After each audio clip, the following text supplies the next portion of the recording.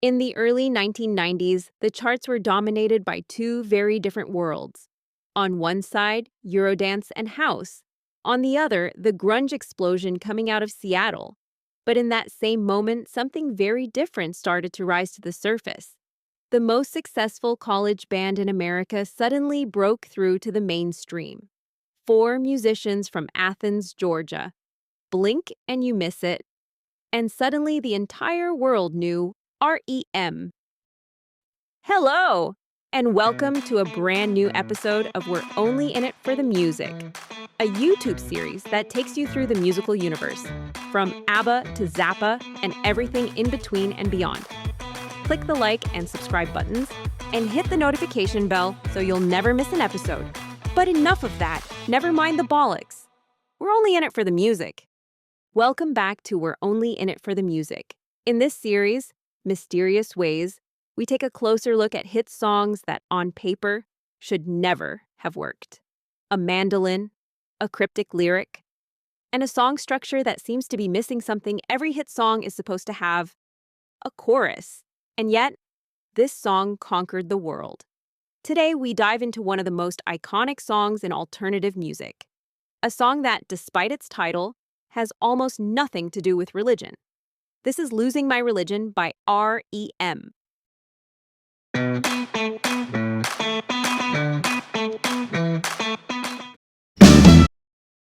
That's all I'm allowed to play, but honestly, that's all you need. A lot has already been said and written about R.E.M., so instead of retelling the entire story, here's the short version. Four musicians from Athens, Georgia, who built a devoted following throughout the 1980s with a sound that stood apart from the mainstream.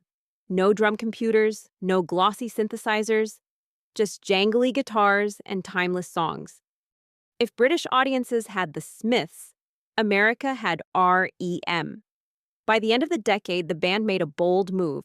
They left their indie label, IRS Records, and signed with Warner Brothers Records. Their first album for the new label, Green, already hinted at a subtle shift in sound. Folk textures, Baroque pop, and the gentle sound of a mandolin. You can already hear it in songs like The Wrong Child and Hair Shirt. In hindsight, those songs almost feel like a preview of what the band would explore much further on their next album, Out of Time. The idea for Losing My Religion itself started almost by accident. Guitarist Peter Buck had recently bought a mandolin and was simply teaching himself how to play it. During a rehearsal, he began repeating a simple sequence of notes over and over and over again. Eventually, the rest of the band joined in, building an entire song around this hypnotic musical loop. The first working title of the song was Sugar Cane, most likely a reference to the line Sugar Cane and Coffee Cup from Welcome to the Occupation, a track from the album Document. But the final title came from a Southern expression: Losing My Religion. In the American South, the phrase doesn't refer to faith. It means losing your patience, losing your composure, losing your temper, emotional frustration. According to singer Michael Stipe, the song is really about something much simpler: obsession, an unspoken love you can't quite confess. The line, "That's me in the corner, that's me in the spotlight," originally, "That's me in the kitchen," describes someone standing at a social gathering, too shy to approach the person they secretly like. The song that would eventually become a global hit was, at its core, a quiet little story about insecurity. But the real mystery isn't the story behind the song. The real mystery is the song itself. Because if you look at it closely, almost everything about this song goes against the basic rules of a hit single. Start with the instrumentation. No roaring electric guitars, no massive drum intro, no glossy pop production. Instead, the song opens with something far more unusual for a global hit: a mandolin. Still legal. And then there is the voice. When Michael Stipe recorded the vocal for the song, he did something quite remarkable. He sang the entire lead vocal in a single take. No endless studio polishing, no stitched-together vocal comps. Just one uninterrupted performance, and you can hear it. The voice doesn't sound calculated. It sounds nervous, fragile, almost as if the singer is revealing something he didn't really plan to say out loud. "That's me in the corner. That's me in the spotlight. It doesn't feel like a performance. It feels like a confession. I said too much. Now, if you'll excuse me, I'm about to shoot Michael Stipe. Is that him in the corner? Yes, that is him in the corner. Is that him in the spotlight? Would you? Oh, damn it! Now he got away. Oh no, I said too much. But that vulnerability is exactly what makes the song so compelling. Because losing my religion doesn't sound like someone confidently declaring their feelings. It sounds like someone slowly realizing they've revealed more than they intended. The music video for Losing My Religion, directed by R.E.M, also broke with the conventions of its time. Instead of a flashy MTV clip full of spectacle, the band delivered something completely different. A series of almost painterly tableaux that seemed to exist outside of time. For the first time in a video, Michael even agreed to lip-sync the lyrics. The opening scene itself is a reinterpretation of a moment from The Sacrifice, the film by Russian director Andrei Tarkovsky. From there, the video becomes a fascinating collision of ideas. Michael initially imagined something simple, a straightforward performance video, similar to Nothing Compares to You by Sinead O'Connor. But Singh had a completely different vision.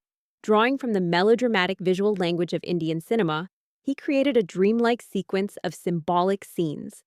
The imagery was partly inspired by A Very Old Man with Enormous Wings by Gabriel Garcia Marquez.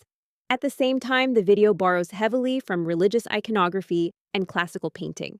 References to Caravaggio appear throughout the clip, alongside visual echoes of Saint Sebastian and the incredulity of Thomas.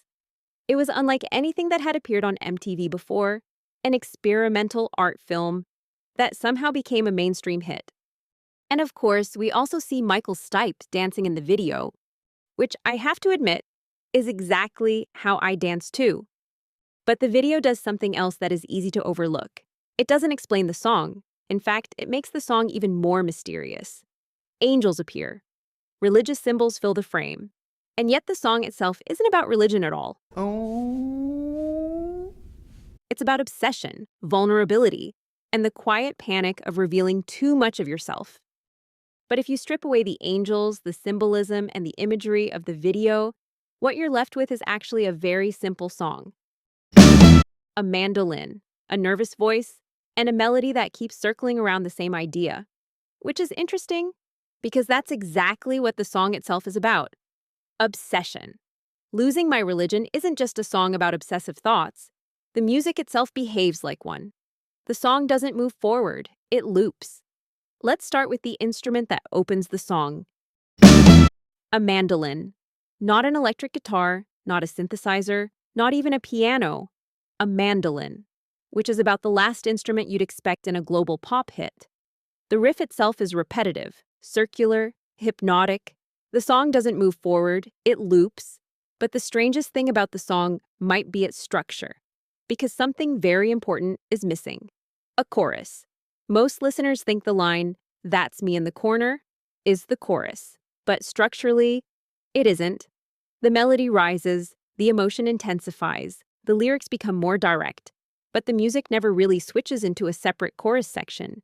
Instead, it keeps doing what it has been doing from the very beginning. It loops. A song with no real chorus, built around a mandolin loop, sung in a single take.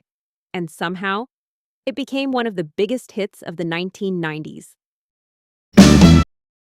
Still legal. There's another subtle trick that makes the song emotionally powerful. The melody constantly tries to rise, but it never quite escapes. It reaches upward and then falls back again. Just like the thoughts of someone who wants to confess their feelings, but can't quite bring themselves to do it.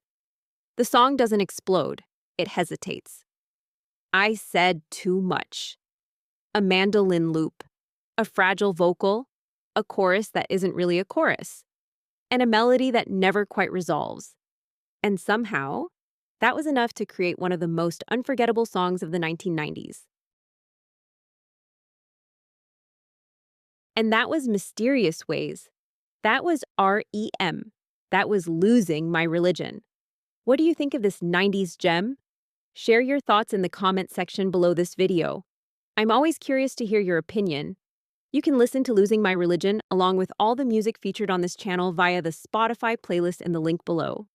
Follow the channel on social media on Facebook and Instagram for updates, because I will follow you if you follow me. And please click like, subscribe, and hit that notification bell so you never miss an episode.